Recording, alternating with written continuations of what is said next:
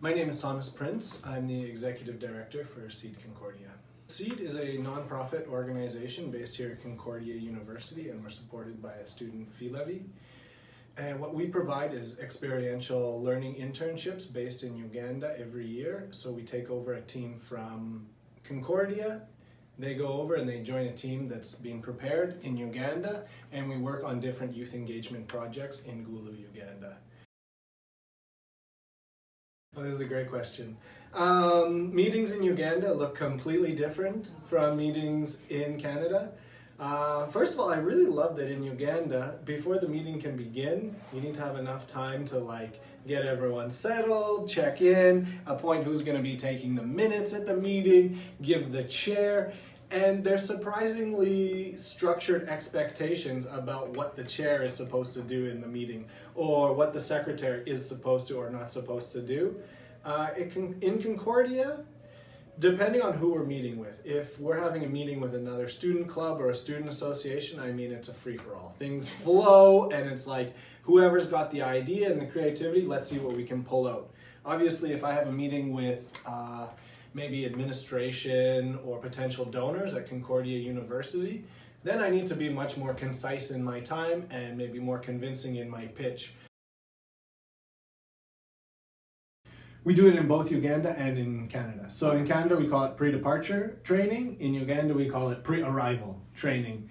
And so in Uganda, it's led by our Ugandan staff. And when we've had opportunities that maybe there's a Concordia student over there doing graduate research or a past staff member is around, then we often pull them in as an external consultant. But luckily, our staff in Uganda have been working with Concordians for a long time, so they've kind of come to understand this is the way Concordians communicate, this is how their perception of time is, this is how they demonstrate that they're interested and invested in a conversation or a meeting, and then we also try to do the same thing in Uganda. But the challenge is that often I think our students in Concordia sort of approach the training we give much like a class.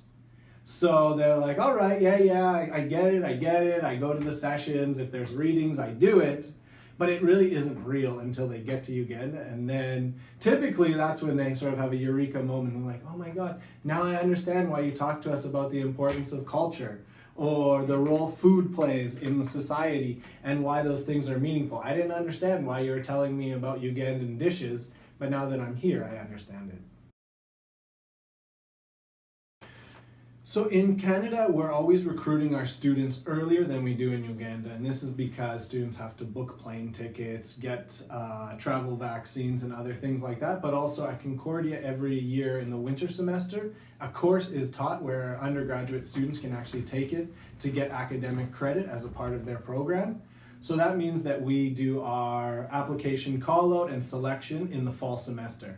Okay. But then students travel almost 8 months later, May until August. In Uganda, all of that happens closer to the time of when the Concordians arrive, so they begin their preparation and orientation in March. But really the true onboarding and the understanding of the experience and setting the goals of what we're going to try and accomplish in the 13 weeks we have in Uganda working together happens while we're in Uganda, when all the team can be together in the same place. The first thing I would say to anyone who wants to be working in the community sector or working in someone else's backyard, if I can put it like that, is that you have to be willing and ready to be flexible and to learn, because you're going to make a lot of mistakes. And the best thing you can probably do is own up to some of those mistakes and not really try and defend them too much. Because ultimately, if you're trying to get to a certain destination together collaboratively as a team with people from very different backgrounds, you have to be willing to shift where your goalposts are or how you're going to get to that objective.